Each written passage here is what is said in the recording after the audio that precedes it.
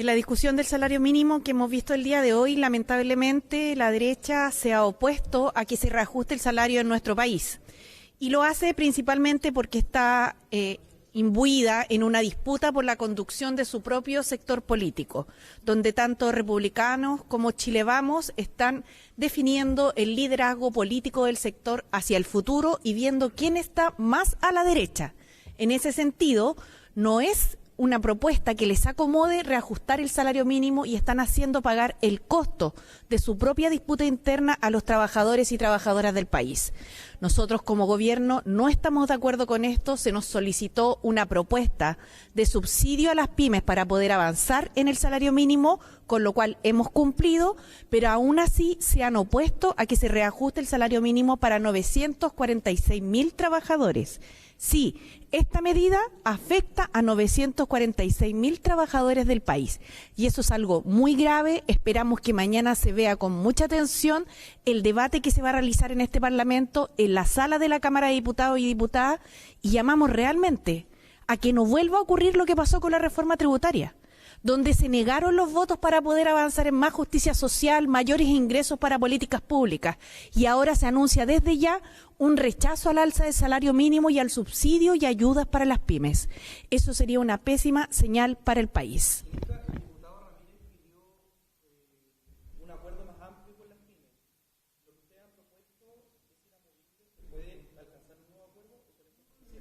Nosotros buscamos un acuerdo con las pymes y este año muchas más pymes que el año anterior lo firmaron.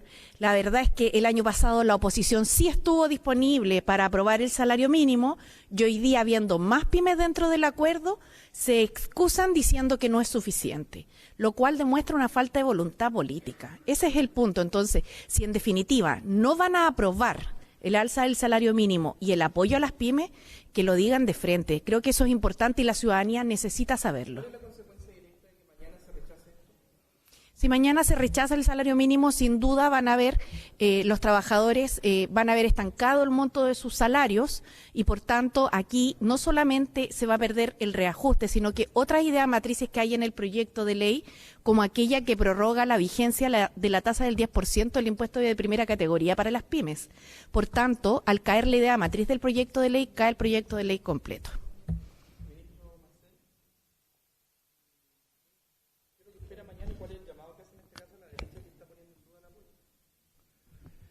Bueno, yo diría respecto de esto que desde la vuelta a la democracia hemos tenido 45 aumentos del ingreso mínimo. De esos 45 aumentos del ingreso mínimo, 44 no tuvieron ningún mecanismo de apoyo a las empresas de menor tamaño para financiarlo. Pasamos 32 años sin que existiera ningún mecanismo de apoyo de estas características. El gobierno del presidente Gabriel Boric el año pasado por primera vez introdujo ese mecanismo y en esta oportunidad ha resuelto, ha propuesto extender ese mecanismo no por un año, no por una fracción, sino que a través de un mecanismo más completo y por un periodo de más de 2 años. En esa circunstancia es poco comprensible la posición de algunos parlamentarios. Hay algunos que lo dicen más de frente, hay algunos que básicamente argumentan que no debería incrementarse el ingreso mínimo. Hay otros que dicen que se requeriría mayor acuerdo con organizaciones que no firmaron en esta oportunidad. Hay que decir que los mismos que hoy día no firmaron este acuerdo son los que rechazaron el acuerdo del año pasado, pese a que el acuerdo del año pasado por primera vez introdujo este mecanismo de compensación. Entonces, creo que no tenemos que engañarnos.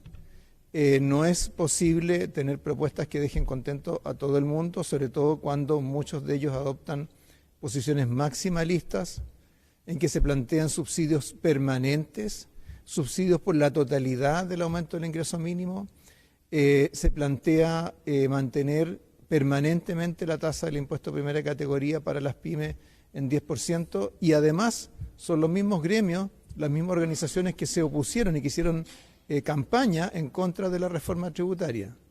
Es decir, los mismos que hicieron campaña en contra de la reforma tributaria que se retiraron de los diálogos sobre temas tributarios, plantean o exigen subsidios permanentes y rebajas permanentes de impuestos. Nos parece que ese nivel de contradicción, ese nivel de inconsistencia es demasiado evidente y tenemos que, frente a eso, tenemos que atenernos a lo que está en el proyecto.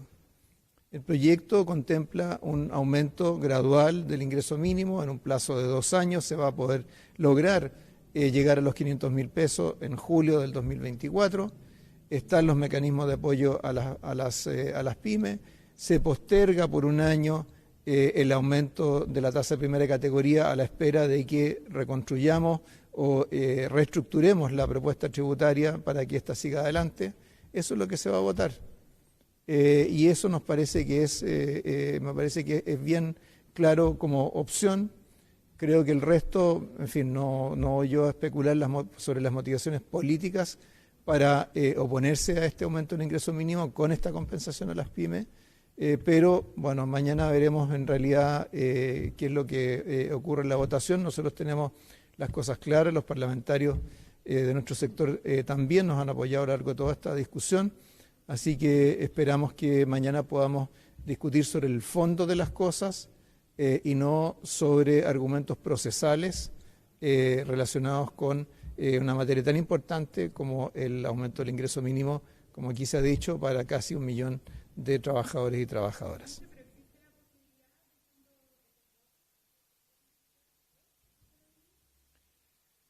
Lo que hemos visto en las comisiones es que ha sido en una comisión, en la Comisión de Economía, que se agregó en esta oportunidad a la discusión de este proyecto, donde los parlamentarios de oposición votaron en contra de los artículos que incrementaban el ingreso mínimo.